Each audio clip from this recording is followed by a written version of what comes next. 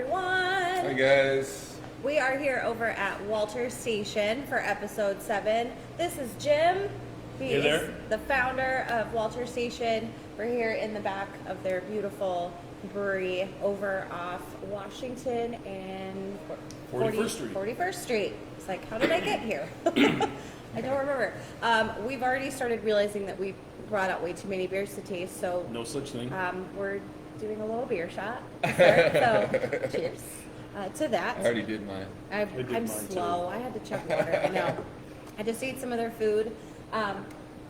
Jim, tell us about Walter Station, how it came to be, what your process was, what you wanted to make sure that Walter Station really represented. You told me a really fun story about the building, so let's share that with everybody. Sure. Excuse me. Well, we can get into a little bit about where we're sitting and where we are. We're in a 1960s era firehouse. This was operated by the city of Phoenix, formerly known as Station 29.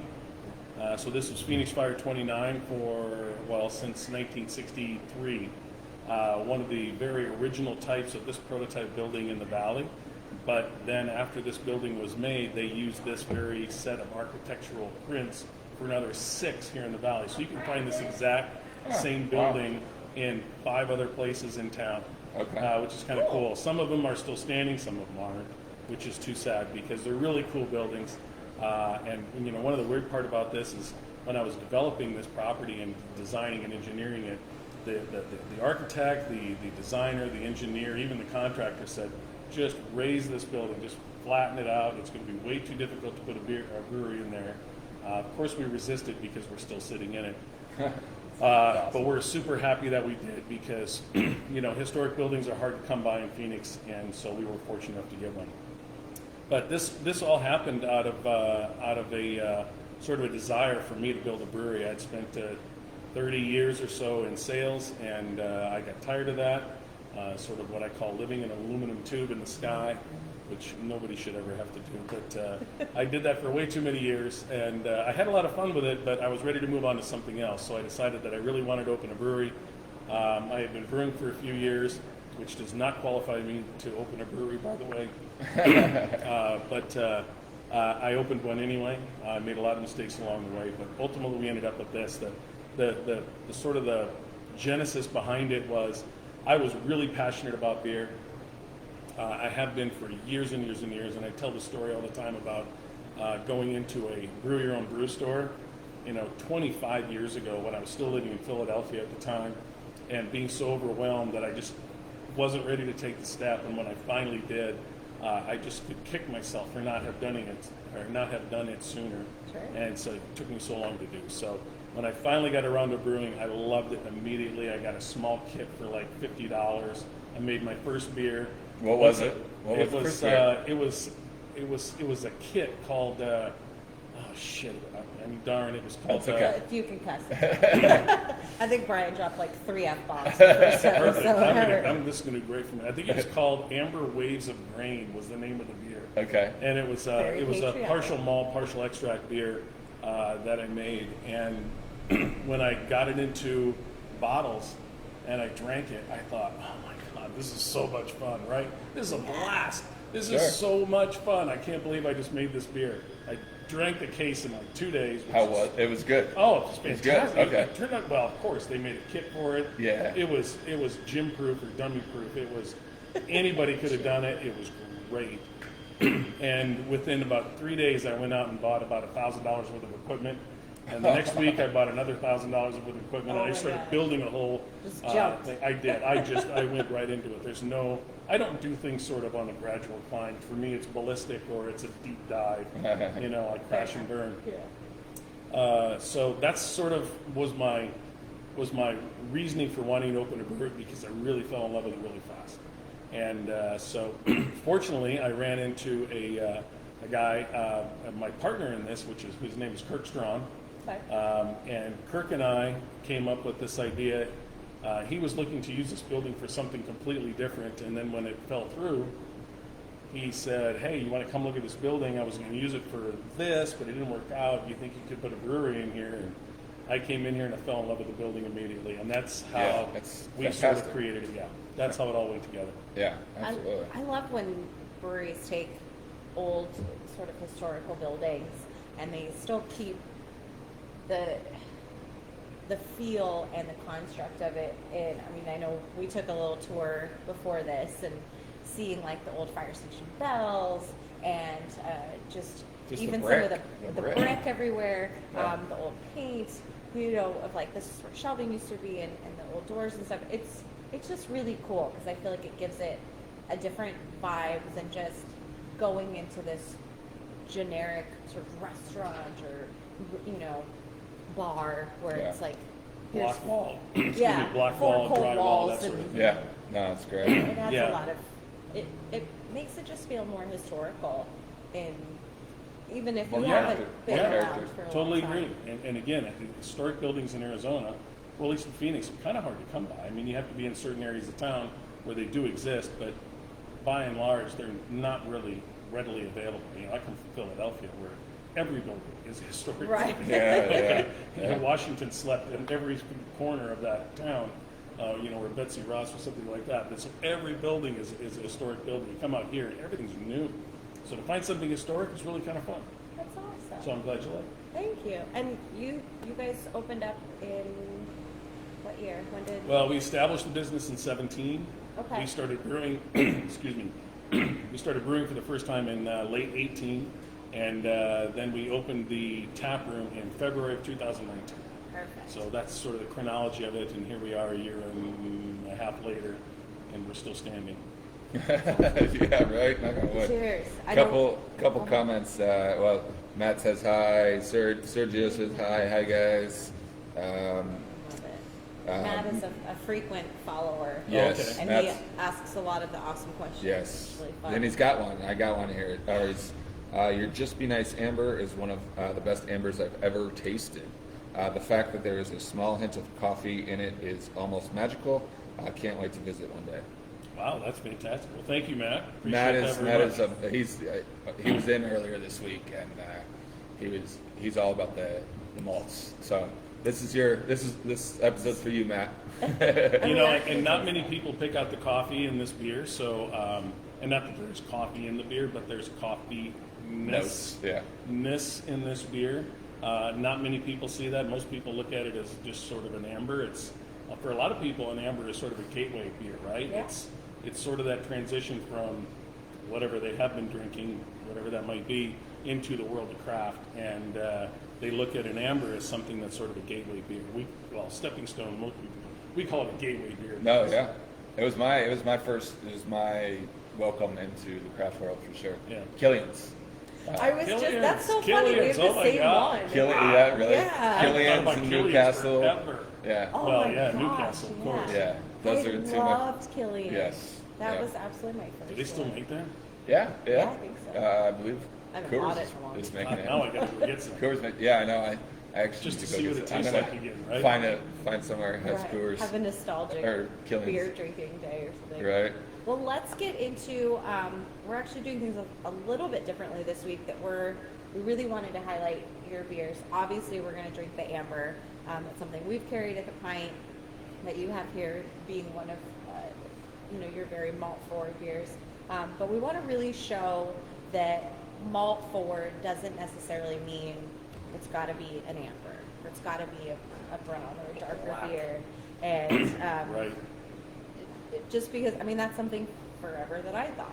Malts, typically when a brewery is brewing with them and makes a very malt forward, in that process it does darken the beer depending on how you manipulate it and everything, and it's kind of what I think it's a safety way of going about it. And the process to pull it, like in some blonde stouts that we've seen where they get that malt character, but they pull it before it changes the color of the beer. I mean, I really want to talk about stuff like that, and showcase sort of 3 completely different styles of beer that you make Right. that are all in their own way still malt forward. Sure.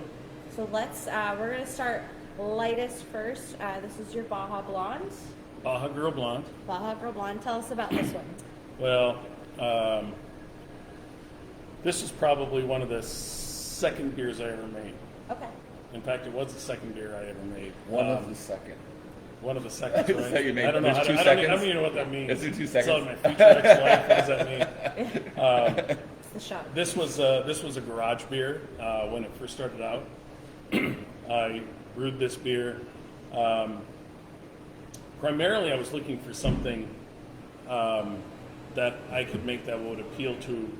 I have a very large family, and none of them are craft beer drinkers. Well, maybe 1%. 1%, and I'm telling you, a very, very large family, and very few are craft beer drinkers. So I wanted to make a beer that I could introduce craft to them, and that was my sole intent. So I thought, a blonde beer. That's so easy, right? I'm a new brewer. I had brewed one whole beer, right? I knew everything, right, that I needed to know, and so I came up with this idea that I was going to brew this blonde beer. And I start reading about it, and realizing, well, there's nowhere to hide in this beer. No. We discussed that, yeah. There's nowhere to hide in this beer. Yeah. If you look at this beer, if you look at blondes or ales, or light colored beers in general that don't have a lot of big malty flavors or a lot of hop character, flaws shine through really, really fast. So Yep. you have to really be on your game. Yeah. And so I made this beer thinking that I was going to introduce it to my family and turn them all into craft beer drinkers. And so that was sort of the genesis of why I wanted to do it.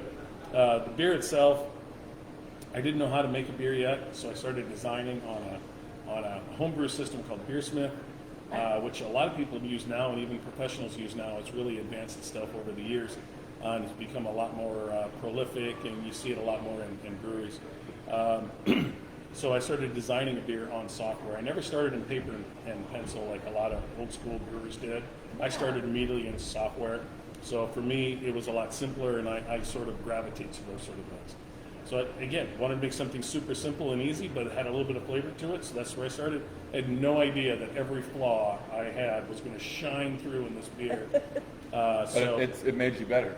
It does. Yeah. It immediately makes you Yeah. better. It makes you really cognizant of the things that can go wrong in a beer. The first thing I was checked for is diacetyl. That's Right. the first thing. It's like, wow. When you learn how to check for that and try to figure that out, when you're a young brewer, you don't know anything about that. You're sort of learning along the way. It's what building Yeah. an airplane while you're flying it. Yeah. And it's really what I was trying to do. So. That's great. Dive into it. So yeah, so we came up with Baja Gro Blonde. It's got a lot of body in it. I didn't want a really thin beer. I didn't want something super dry. I wanted something that had a reasonable amount of body that you could get out of a blonde ale like this, but had a little bit of sweetness left in it, I guess I would call it, and a little bit of malt character that comes through is what I would call sort of bready. I was just going to say, I get a little bit of that biscuity Yeah, for bread sure. that lingers Absolutely. on it afterwards. And I've had a lot of blondes, and I've had really thin, very crisp and dry blondes, which I like. I've had stuff that's a little sweeter side as well. I think this sort of lands right in the middle. It's beautiful. Yeah, this is the first one that we at Casual Pint carried on tap, and then it was the first one that we brought in also in cans, and then the Just Be Nice, and now we're really starting to roll with hazy in Arizona. And, Oh, it's delicious. which, You like that? which, I by the do. way, is kudos to that. Yeah. That's a fun beer. I think we've been getting a 4-pack at least once a week Yeah. when we have it. We're Yeah, like, really, "Where's the really last fun one, beer. take it. Well, maybe there's one left here. We can send you home with one. Yeah, we definitely enjoy it. This is one, actually, Sergio, this is my brother-in-law that watches every week. He's that guy that anytime I bring beers home, same kind of thing. Finding that craft beer that's in that little lighter but has some different notes for him to notice and ease him into the craft Right. beer I mean, world. if gateway It's beer. perfect. If The I had taken gateway this beer, and Serge, showed we're it gonna to my get you family- drinking the stouts here soon. Yeah, if I had taken this beer to my family as the first beer, it would have been an instant Thrown it in turn your off. Right, face. they would have never. They wouldn't even have touched it. It'd be like, and again, I'm sure you guys get this at the pint every now and then. People look at a dark beer and they think, well, that has to be super high in alcohol. I can't Yeah. possibly drink that. Oh yeah. It's Such a a weird misnomer. visual association Yeah. that goes with dark beers, that there's an assumption that it's high in alcohol. Yeah. Absolutely. Yeah. Yeah, this is, yeah. But yeah, this is super easy to drink, really portable. Yeah. But since we're really focusing on malts, So we can talk about the difference. What is there a specific malt What that malt, you yeah. use when you Sure. make You know, beer? this is a big base malt beer, which is nothing left in here to show you. But this is a big base malt beer, so there's not a ton of color in it. This is probably 85% base malt. There's only a few specialty malts in this beer, but the one that's probably the most prominent that you're getting the bread from is the Vienna. Vienna. Okay. So I like Vienna a lot. It's one of my favorite malts to brew with. I like the breadiness of it. I like the body that it brings. There's a little bit of sweetness that comes along with that. And if you use it in correct doses, you can get sort of a certain little nuances that you're looking for in a specific beer. It's a really easy malt to work with, but at the same time, it's really complex. It can add a lot to the beer. So there's the Vienna in here is really what's stealing the show. Of course, it's not the base malt; it's the Vienna that you hear that you're getting out of this. Right on. What is, just as a side, because I have this question, because I think it got randomly brought up in a different one. What is it? Somebody was talking about cheesy beers. Cheesy? If this sounds really strange, maybe somebody out there will. We were talking Yeah. about it, and I can't remember What if it was was the- yeast or if it was the malt. I might have to phone a friend on this That one. they okay. Somebody correct me if Yeah, or no, if it they was. know. We were talking about beers that kind of have that cheesy note, and I was wondering if it was maybe a malt, like how you get a bread kind of note, if it was the yeast. You know, I kind of have an idea what you're talking about. I think I think that's more of a yeast issue probably than yeah, it is a I think so malt too. issue. Yeah. Because a lot of people don't realize how much yeast imparts character on your beer, aroma, taste, right, and body, Yeah. depending upon the attenuation of that particular yeast. So yeah, I think you could probably attribute that to most likely the yeast. Okay. I don't know that for sure, but Scratch it. Forget makes, I said makes it. it's my best guess. Yeah, I'm Right sure on. that was right. I was just thinking about it. So next we're going to switch into your Just Be Nice Amber. All right, just be nice. Great name, by the way, and appropriate. So appropriate So for right appropriate. now. It's not just a beer; it's a way of life. Not Yeah. it's a way of life. No, it's great. Just be nice. We call it here at the brewery JBN because we love TLAs, three-letter acronyms. Absolutely. So just be nice is actually there's a little tiny story behind it because I'm not an amber drinker, specifically American amber. But my partner, Kurt, and his wife, Mary, I noticed one time that Mary was not drinking any of my beers. I'm like, I'm making all these beers, and you're not drinking anything. And she's like, well, I don't really like, a lot of the hops and that kind of stuff. And I said, well, what do you like? So shortcut, she likes ambers. Do you have a beer that you like? She goes, oh, I love Alaskan Amber. Well, Alaskan Amber's a great beer, right? We mean, got it it's on been tap around- right now. Right, it's fantastic. People love it. It's a super easy beer to drink, and it's a great classical representation of the style. It's a really, really good beer, Alaskan Yeah. Amber is. Yeah. Yes, it is. Um, right, so- Matt? So I just set out to make an amber specifically for one person. Oh, how funny. That was my target audience was one person. And again, I didn't really like the style at first, and so I made it. She loved it, and I said, "Tell you what, here's the deal.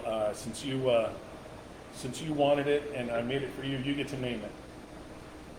And so the story goes is that Mary took it, and she was very serious about it. She didn't just start rattling off names. She was very serious about it and said, "Okay, give me a little bit of time. I'll think about it. And I'll come up with a name." And so, like a week later, 2 weeks later, she comes back and she goes, "I want to name it Just Be Nice." And so I said, "Just Be Nice? Why do you want to name it that?" And she said, "Well, one of the core founding principles of my partner's company, Mary and Kurt's company, is they have like 7 or 8 or 9 core principles. And number 1 is show up. Number 2 is clean up your shit. Number 3 is just be nice." That's awesome. That's a founding principle of the Walter Productions company. It's awesome. And she says, "I really want to name it Just Be Nice." And I said, "Well, that's fantastic. I don't know that it's a great name for a beer. But it's wonderful. I don't know that it will play well on a label." I was trying to think of the marketability of it. And she was going off the sort of raw emotion of it. And I thought, well, okay, so let's go with it. And so we named it Just Be Nice. And I was a little unsure And I thought, well, maybe we might rename it in a week or two if she changes her mind. And about 2 weeks later, she comes in, and on her forearm is tattooed "Just Be Nice." Oh my God! Wow. That's amazing. That's Now dedication. you're So now the you orange can't- label. Guess what it's called? Yeah, it's there for life. It's there for life, and it's, you know what? It is a fantastic name. I think Yeah, It's it's a great great. name, It's and great. and I like learning stuff about myself about stuff like that, because something that I didn't necessarily believe in right away. When I saw other people believing in it, I thought, you know what? Open your mind up, Jim. Think about this from a different perspective, and I love it. Great. I love it. So yeah, Now you can't name a beer "Clean Up Your Shit." She might get it.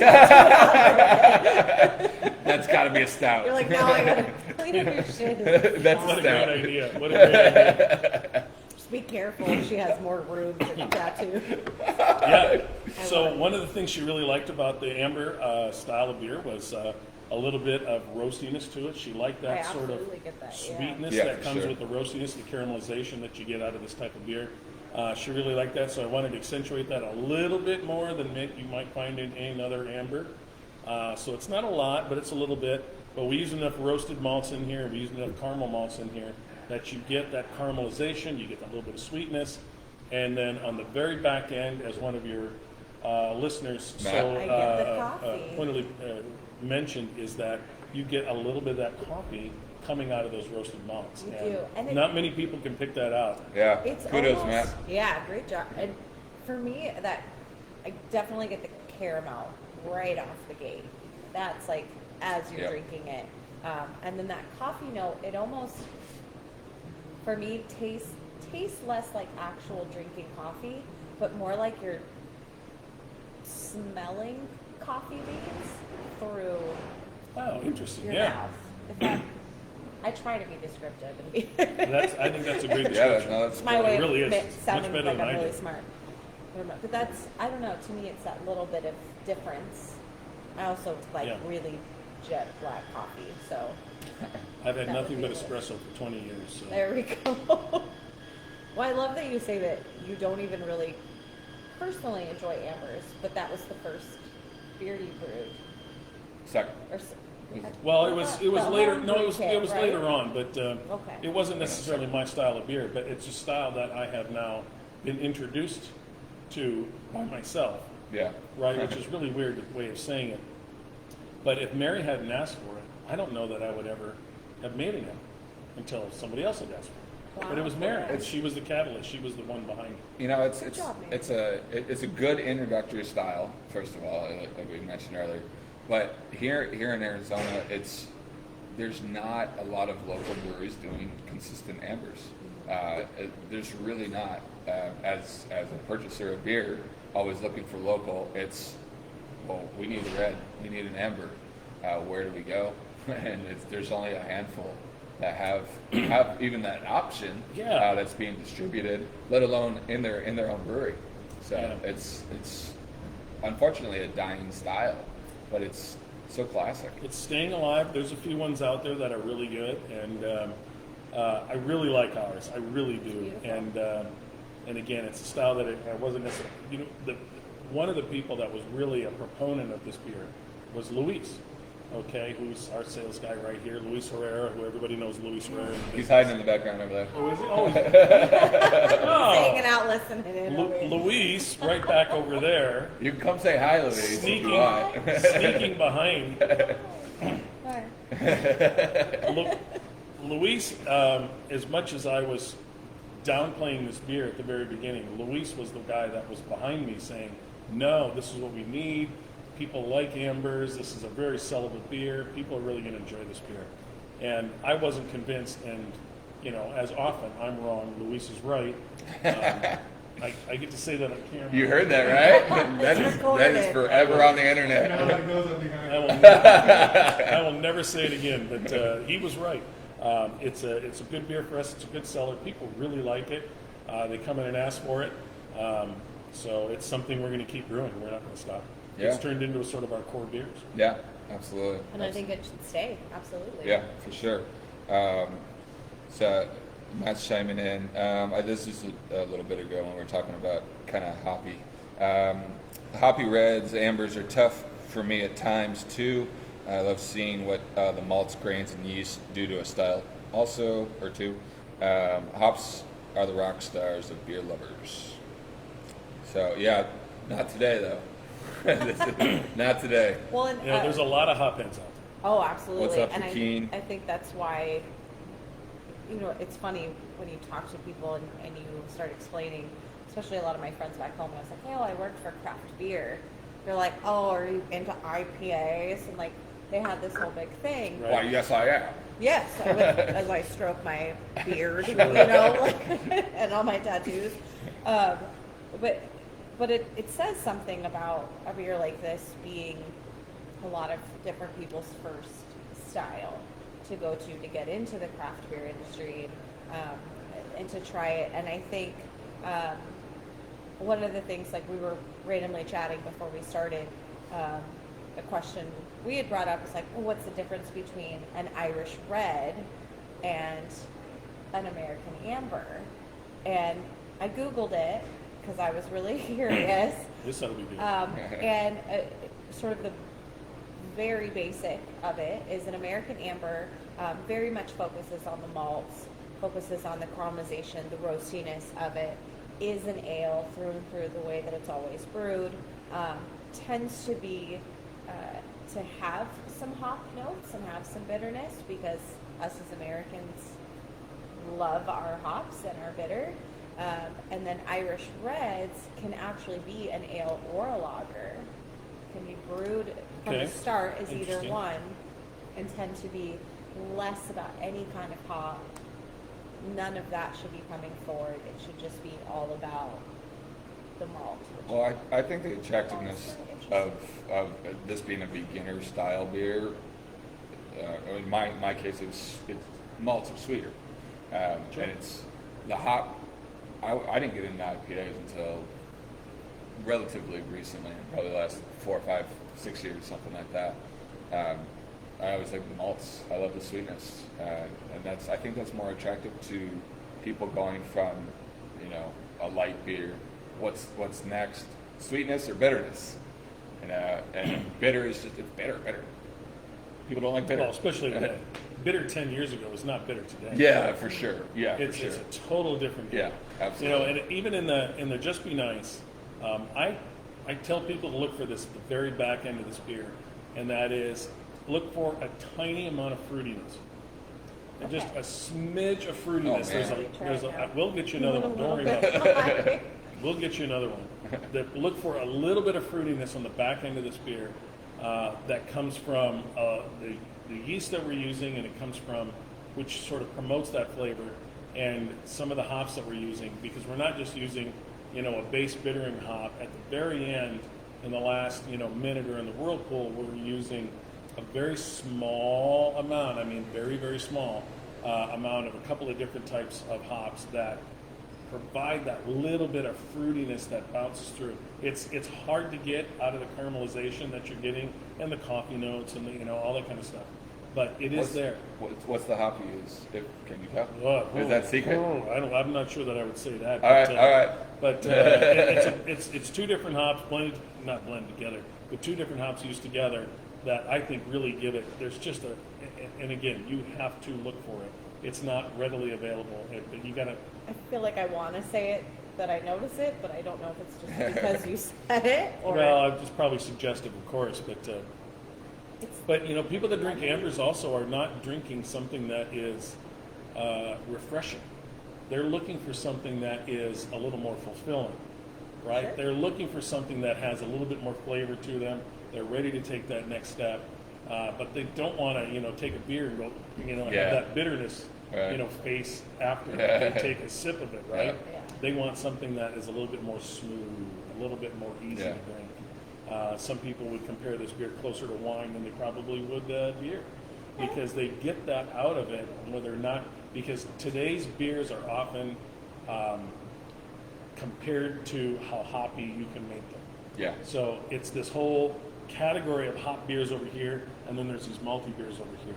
And so when you're the malty beer over here, you're clearly much closer to a flavor profile and aroma profile of a wine, which is right next to it over on this side over here. than you are over here. Huh, And I think that's how interesting. people Yeah, make that. that's- I think that's how people make Never that heard leap. it kind of like that, but yeah, interesting. And I gin up all sorts of stuff. I love it. On to the next I one. spend a lot of time thinking about this stuff. Yeah. Oh, I think that's great. So let's talk about your last beer. 41st that we Street. have. Tell 41st us- Street, not very cleverly named. We were running out of names, and we needed a name because, by God, we had to put it on tap, and we was ready to go, and we had an empty tap, so we were Every ready. brewery has one beer on tap that is their address or their street Right. or A street. the location. Yeah. Sure. H Street, yeah. Yeah. H Street Wheat, yeah. Perfect. Another perfect example. Yeah, for sure. So we have one too. So that's okay. So That's- we're totally predictable, and we've fallen in line, and maybe that's a good thing. But we have 41st Street, which we patterned after what I would call a dry Irish stout. Okay. So this is going to have a lot more roastedness to it. One of my favorite beers on the planet, excuse me, and has been for 20 years is Guinness. I love Guinness. And anybody that knows me and you ask them about me and the beer that I like to drink, and most people say Guinness. It's always in my fridge. I'm always drinking it. I love that beer. Nice. So I like dry Irish stouts. This is not on nitro. This is a CO2 beer, but that's okay. It still has plenty of the, you don't get the depth that you do out of the nitro. I think I showed you earlier that we have a brand new tap system here. Yeah. They Which is just why we're sort put of it all in, torn like, up here. Saturday. Okay. So we'll finally have a chance. We only have the ability to put on a small number of beers right now because we're pouring out of kegerators, but we have a new tap system which is going to allow another 6 beers that we'll be able to put on. Cool. Great. So anyway, so 41st Street Dry Irish Stout. Cheers. And again, you're going to get that sort of Guinness quality to this, but it's going to be a higher carbonation than Guinness because this is CO2 I was beer gonna say, it's not and as- not a nitrogen beer. Like that thickness that Guinness Yeah. has. Yeah. I get a lot of coffee and Yes. the smell. For And the sure. taste. The taste. is Ton good. of roasted barley in Yeah. here, a ton of roasted malts, and which something really is attractive to me. And again, a lot of people say, Jim, you brew beer for yourself. And I'm like, I think you're right. I think I do. And a guy was in here the other day and said, wow, this is like, he goes, this is like the world's largest man cave. He said, he goes, Oh this, no, this I've place heard was those like, words too much about our store. this place Kyle. was built for like you. And I'm like, I think that's kind of what I did. But I yeah, mean, so why not take advantage? If you're gonna brew beer, why not at least say I'm gonna make one that I want to drink every day? Yeah. Like, Oh yeah, for sure. I can drink this for breakfast. I it's mean, beautiful. For breakfast. It's really like, it's not super heavy. It doesn't have a lot of like linger on the tongue, which is really nice. But it's very much like, here's your flavor. I I'm like very. it. It's very nice. Irish dry stouts. I'm a very sweet stout. I like the pastry stouts and all that stuff. Dry stouts are not 100% my thing. However, this one is not too dry for me.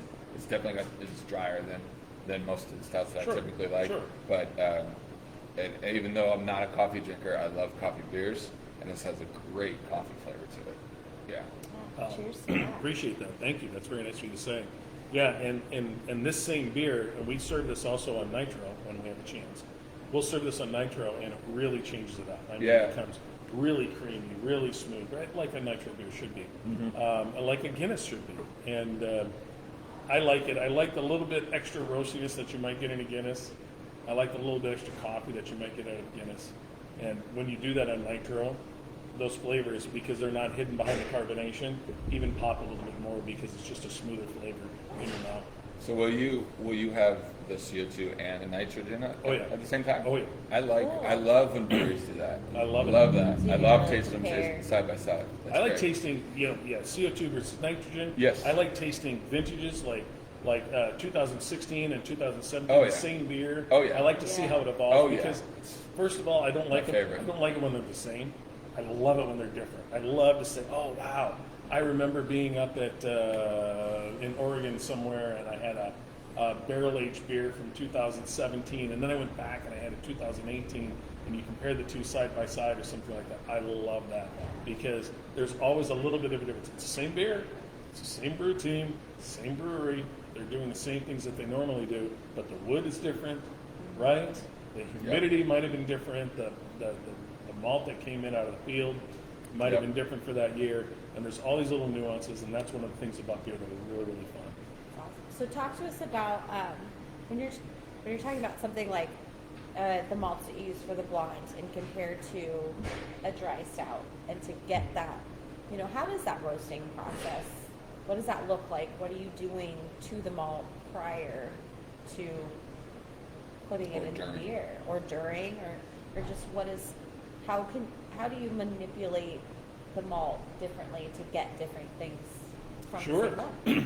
Well, obviously in a lighter colored blonde like you have right here, even though it's a very malty beer, and if you look at these two side by side, you think, well, they're so different, but in fact, they're really similar. I mean, they're amazingly similar. The malts that we use when we're looking at something and developing a blonde ale, we're looking at something that's a little bit lighter. We want something that's malt forward. We want to be able to taste the malt because we want the hops to be really in the background. We just don't want them up front because we've got plenty of hoppy beers. America, we have that covered. We have hoppy beers, okay? But we don't have enough malty beers out there. So when you're developing a malty beer like this, that's light in color, light in flavor, light in aroma, and everything else, you're looking for those big malty characters in pale malts. You're looking for them in Munichs and Viennas and Victory malts, biscuit malts, sort of the same thing, that sort of thing, which gives a little body and character and maltiness to it without bringing out sort of the roasted characters that you start to see in the caramelization that you might see in a darker beer. When we start doing something like a dry Irish stout, for example, or even the amber, the first thing that we start to think about, at least when I do when I'm developing a beer, is what are my thresholds? I mean, I have thresholds that I just do not want to cross, and I do that with, I do the same thing with hop character. If I'm doing an IPA, how many IBUs do I want? Okay, if it's going to be 65, then I'm not going over 65, and I make sure I peel everything back. I do the same thing with a roasted or with a malty beer, and I try to figure out how much malt character do I really want in this.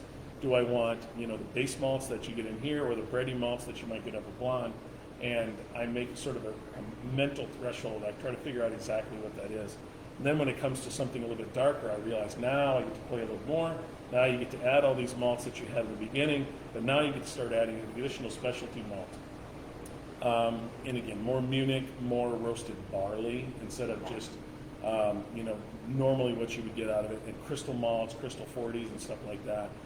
So there's a little bit of crystal malt in this beer. There's a little bit of roasted barley in this beer. So the malting process that we look at, because we don't do our own malts, we buy everything from the maltster, but their process is very simple. They receive the grain or the barley from the farmer, from a co-op or whatever the case may be. Then they go ahead and they let it germinate and sprout, and then they cook it up, and sometimes they'll roast it. Just like I always compare it to coffee beans. Yep. Coffee beans is a really easy way to do it. You Yep. have lighter roasted coffee beans and you have Yep. darker roasted coffee beans. Yep. And really it's just about time and the amount of time over in the roaster that they're doing. And then they lay everything out. So if you want something super dark, obviously it's in there a much longer time. If you want something with just a little bit of caramelization like a Crystal 20 or Crystal 10 or 15, that's only in there a short period of time. Still gives your beer a little color, still gives your beer a little bit of caramelization, but not so much as you might have before. Before we had these maltsters doing all this for us, brewers had to do all this stuff themselves. Okay, I was Okay? actually going to ask that. Which honestly sucked. Okay, it was really a lot of work. Okay, I'm so happy that we have all these great maltsters out there that can do all of this for us. But you would, as a brewer, you would take these lighter malts and you would, as you were going through the process of brewing, at some point in time you would take out a small quantity, depending upon the size of your system, 10 gallons, 20 gallons, 30 gallons, whatever it might be, and you might transfer it over to another vessel, and you would boil it, and you would really, really cook it so that you would get all the sugars out of it that you possibly could, and you would caramelize it so you get a little bit of color out of it, you get a bit of flavor out of it, you get a little aroma out of it, Cool. and then you take that sort of partial batch that you just cooked up, and you take that and you add it back to the batch that you were just making. A lot of work.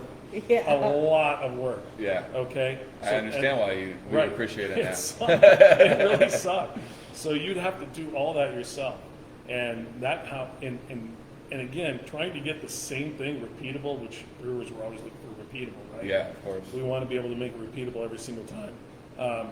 Being able to get the exact amount over to another vessel and cook it up and darken it the way that you did the previous batch or the batch before that, the batch before that. Yeah. I mean that turns into an art form, and that's Absolutely, not yeah. science. That's art. That's somebody that really knows what they're doing. So as brewers, you can manipulate the malt the way that you want to a certain degree. I mean, you can't do everything, but and then ultimately you now have so many more possibilities with maltsters out there that are creating all these specialty malts. And the one that pops into my mind is something that's really smoky.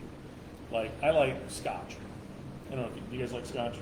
I I love drink- bourbon. I love whiskey. I I'm not a drink Scotch the guy. smokiest, Oh, dirtiest, man. under the barn door scotch Oh, that you man. could possibly imagine. I want it stinky. I drink a scotch called Lafroig, okay? And there are commercials about this, about people drinking it. When they drink it, they're like, oh God, that's horrible, right? And the company puts those commercials out of people drinking their scotch who hate their scotch. Oh my And god. it is the best advertisement you could ever have. That's in your entire funny. life. So Try I- it, you'll hate it. That's perfect. That is perfect. It's like that Geico commercial. There's the raccoons. Oh right. Yes. Oh, You gotta, this is terrible. You gotta try You it. gotta Yeah, try you gotta try this. So I like that sort of really dirty, earthy, malty sort of thing. That malt is actually made just like every other malt, up to a point. At the very end, what they do is after it's sprouted, after it's dried, after it's roasted, killed, after they go through that entire process, they take that malt and they put it in a bin, like a perforated basket, if you will, over a fire. And all that rises through it is the smoke. The flames never touch it. Okay. It's 30 feet above the flames. Okay. And so what they do is, depending on what type of smoke you want, like Budweiser calls it beechwood, right? Oh, yeah, of They course. call it beechwood. So they use their fires made with beechwood.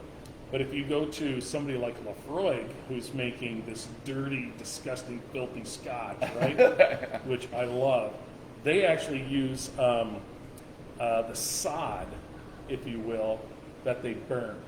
Oh, So wow. what they do is that in the bogs around Scotland, is they cut. Yeah, I this- know it sounds terrible. They cut this into bricks and they throw it on the fire, and it makes an ungodly smell.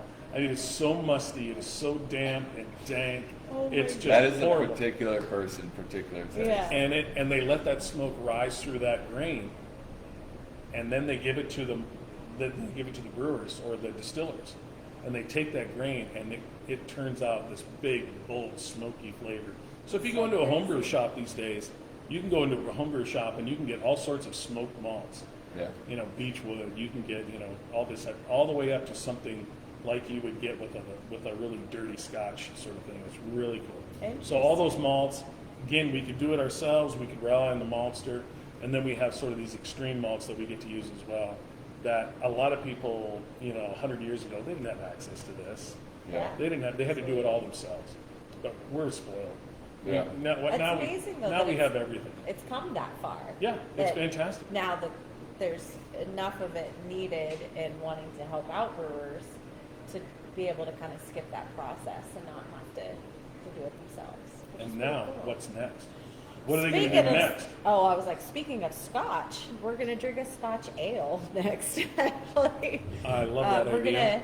gonna get into the beers that we posted on our Facebook that we're gonna be sampling. So if you had a chance to go get them, awesome. Thank you so much for sharing your Walter Station beers. I Of think they're course. beautiful, and now you get to try the other Love it. random breweries. Of course, we try to do local, as we have.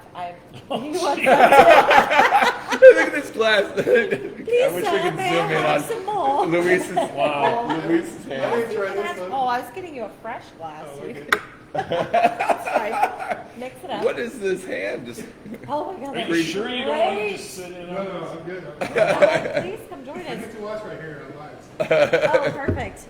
So, pardon the belching beaver crowler. Go ahead. So a couple things.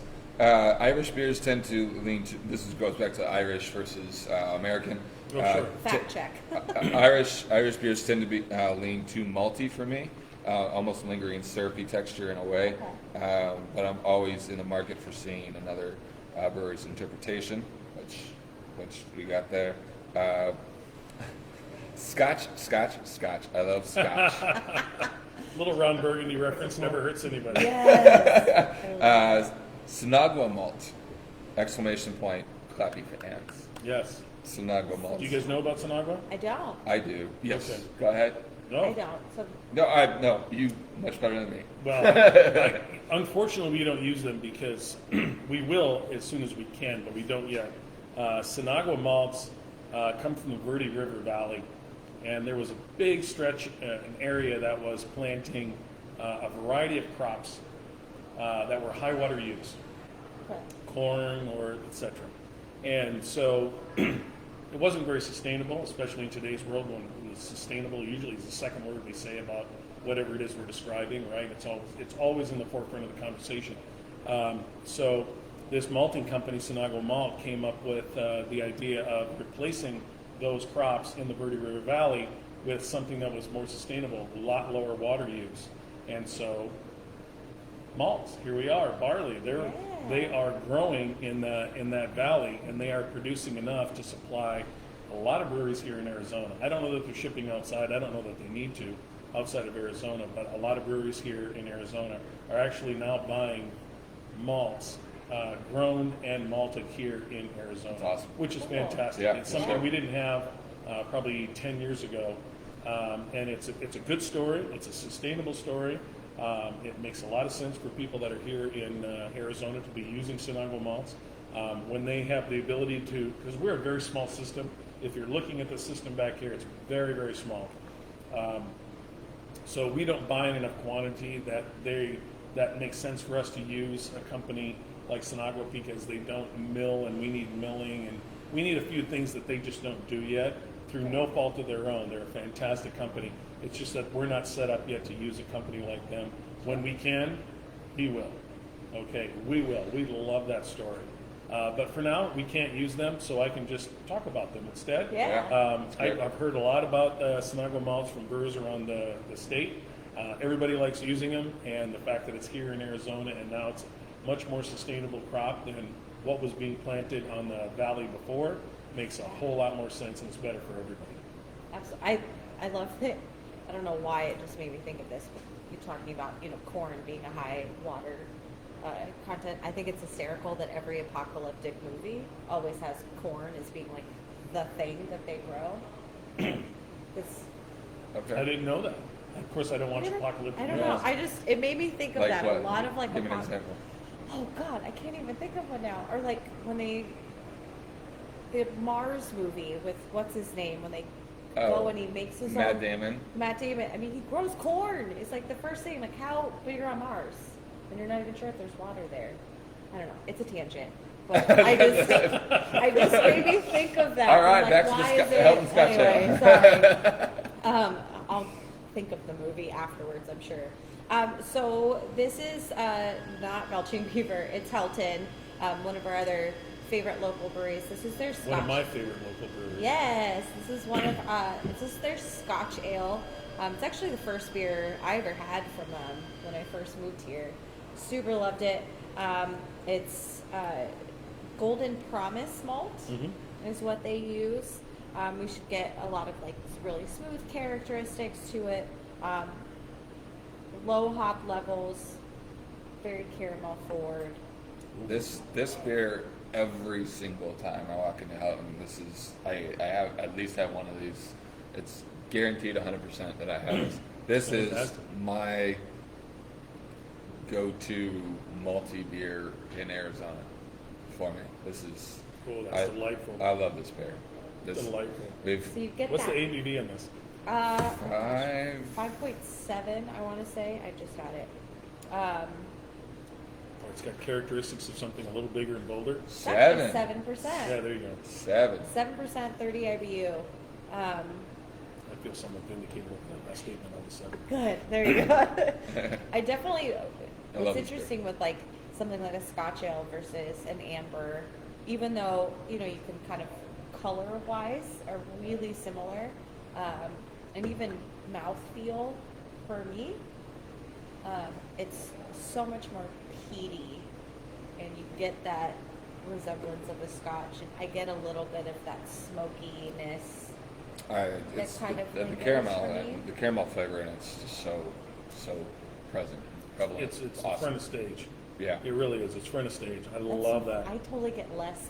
Oh, really? Really? Okay, Yeah, that's- I really do. Which I mean, I know. But it's and we've okay to said be this wrong. every- It's not. Fine, yeah. I know we've said this every time when we have differences of opinions. Like, well, every palate's different. It It is. is, Yes, and every for palate is sure. constantly changing. Yeah. And I really hope people know that, because what you taste one day or one year is not what you'll taste the next year. Your palates are constantly changing. Absolutely. But I do still love this beer. Yes, Mm. this is. That's delightful. It is. See, I really like the sweetness in this. I like the caramelness in this, caramelization in this, I should say.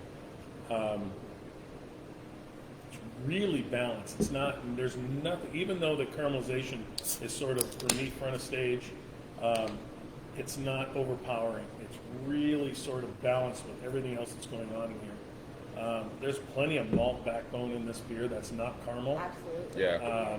That's just fantastic. And as all Helton beers, it's just very clean. It's just very smooth, Well, it's just very well made. clean. Yeah, They're just such a good brewery. yeah. Good job, Brian.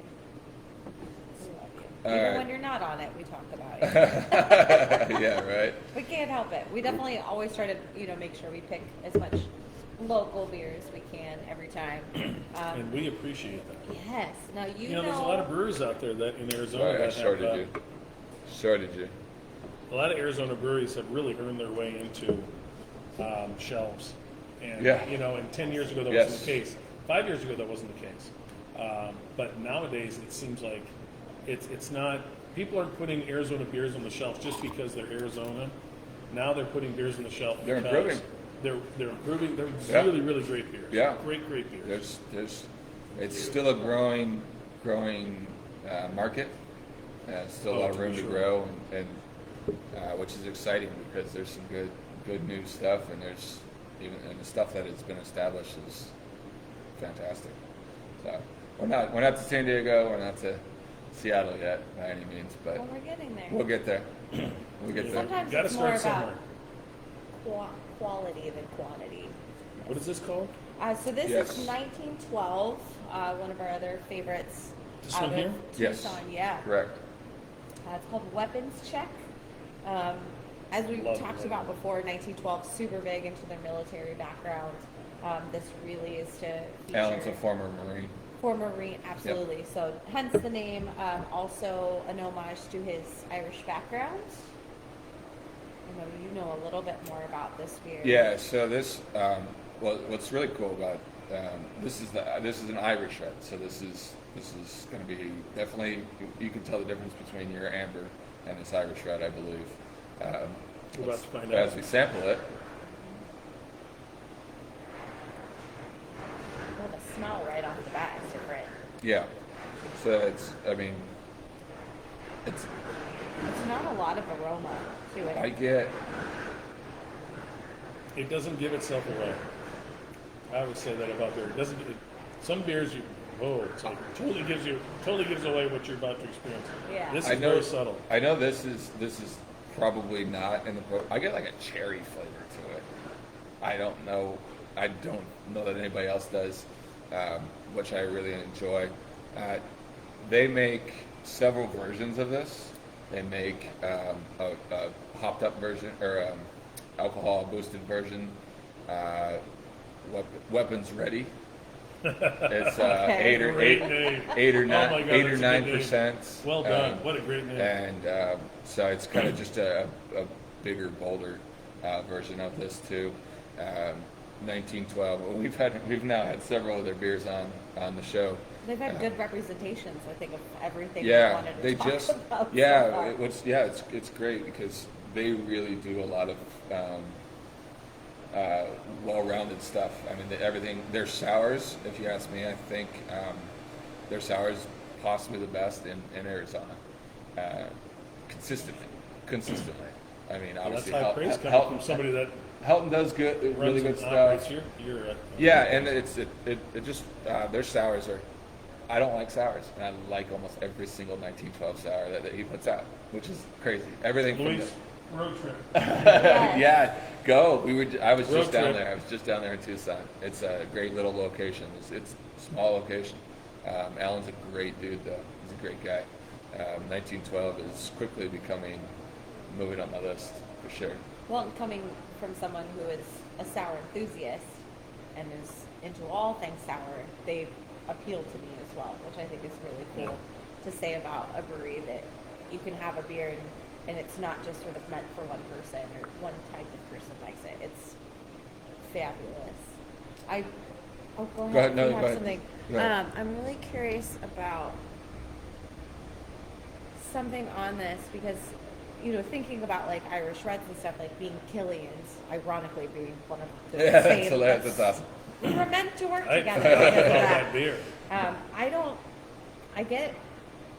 I was curious about this. It is caramel biscuit and spices. It's like I get a little bit more, it's a light spice for me, and I got a little bit more of that biscuity redness than I think I remember from Killian's. At least in my head, I I'm think, literally going to find Killian's on the way home. I know, I feel like I want to literally try I it. do the Is same that- thing. I'm going to find Killian's on the way home. I'm telling you, I'd forgotten all about that beer until you mentioned it. Yeah. Now I really want to try it again. I guess I was thinking what I remember from drinking Irish Reds is that they tended to be bitter for me on the end, but this is not. It's No. really smooth. But I was Not at ironically the last line on the back of the keg or back of the thing is it's to finish drier than most American style, and Totally. I think that's what it is. Yeah. This beer Is is it has very that. light. It's well attenuated. I'm getting a real lightness and a real It is lighter. sort of brightness out of this beer Yes. that you wouldn't get out of a beer normally with this color. Yeah. There's a brightness to this beer Yeah. that doesn't exist in the Just Be Nice Amber. It doesn't. Yeah, absolutely. And that's just fine. Yeah. They don't have to be one better than the other. They just have to be different, which is great. But this has a real lightness. There's a delicate little body to this beer that feels like if it had gone left or right, one way or the Yeah. other, the beer wouldn't be this good. But somebody kind of knew what they were doing here and really sort of figured out where the middle ground was for the balance. Yeah, And they absolutely. found it and they nailed it. Yeah. It's beautiful. It's like going back to like when we talked with Helio, with Dustin and Mike over there about barrel aging. You're like, how do you know when it's done? And it's like you just sort of keep popping it open and tasting it, and like There it is. it feels like that's how that was. It's just like Some beers are like that. that moment. Is Some beers beautiful. you can go by the science. Some beers are a little more feeling. Very good. So we're gonna get into our Yes. last beer. All right. Um, What is this? This is by Tombstone. It's their. Those guys? Really? Yeah, they've made the show know. several times too. Matt and Weedy? Yeah. We just, Jesus. we love them too much. They just do. I think it's Hey, hard Matt. not to pick them because they do so much variety. They do so many different Another one of those well-rounded brews. things. Yeah, and just every time it's spot Really on of the representation. We chose this one for last based on your recommendation because it is supposed to be very roasted coffee notes with the malt. And again, just a really beautiful way of representing that malts can be used for any style Play of a beer. part in every beer. And absolutely, and you can have anything from light to dark to really push for that malty flavor and represent it. And yes, So, I want to play. Matt says he loves the Scotch Ale from Helton, malty smooth and surprisingly light. Huss has grown at such an insanely rapid rate, and I love seeing the respect for AZ beer. Yeah, so we were talking about Arizona. They've earned it. Yeah, Yeah. They've totally earned it. Another good. Whoa, we got a grow. We got a ooh we got already. Very excited. I don't know if that caught on the sound or not, but that This was. might be the Louise show at this moment. We got to clean up on Isle Louise over there. I love it. So this is definitely just going off of what Tombstone wants to call it. It's supposed to be a smooth sipping beer, so not something that you're necessarily just drinking back. Rich malty sweetness, notes of roasted coffee, and a little bit of baker's chocolate. Which baker's chocolate, correct me if I'm wrong, more of that non-sugared, Yeah, the bitter. bitter chocolate. Yeah. There should be a little hints of dried fruit and toffee with a nice little finish, which I thought was really interesting. Like fruit, no, put it wherever. This beer, it's been a minute since I had this beer, but Helps. this beer really put Baltic porters on the map for me.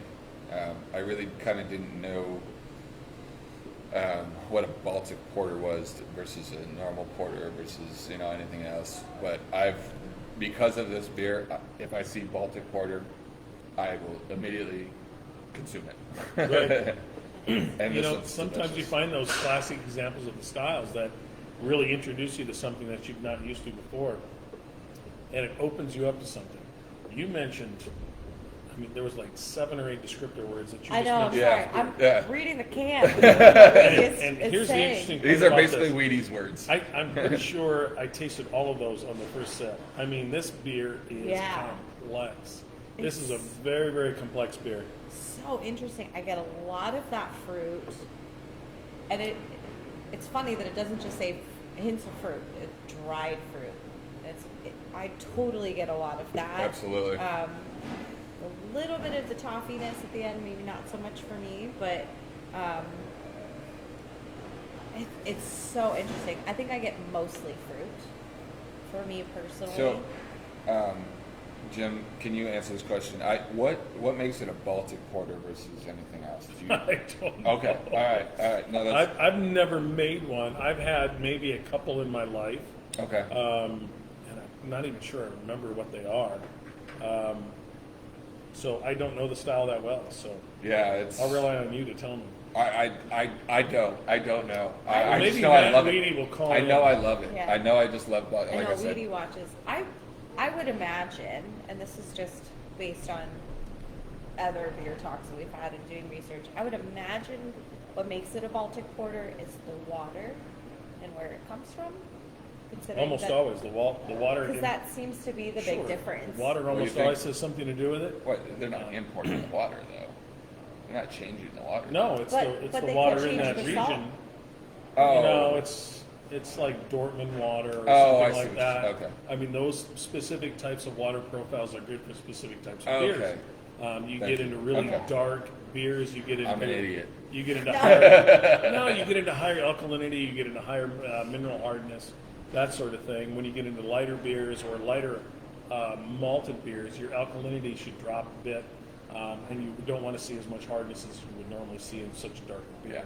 And part of what helps that out is also it's the combination of not only the pH and the mineral quality of the water, but it's how it interacts with the local grains.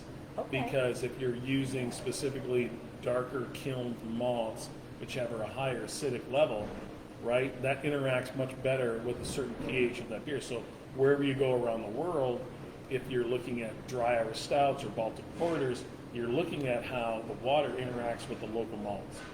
And it's really, really important because, again, if you have a high mineral content, a high alkalinity, you're going to be in Dublin, okay? You're going to be making dry Irish stouts because the water's perfect for that stuff. And if you're looking for something a lot lighter, if you're looking for still a malty beer, you're looking for something that's much lower in alkalinity. So it really helps how the grains interact with the water. So that's how that works, and that's worldwide. Makes Awesome. sense. Well, I know one of the fun things that actually the brewers over at Helton are doing right now is they're doing a whole West Coast IPA series where all they're doing in every batch is changing the salt The salt. content in the water. Wow. And That's going to be awesome. really, really cool. They just came out with the first one. I tasted it.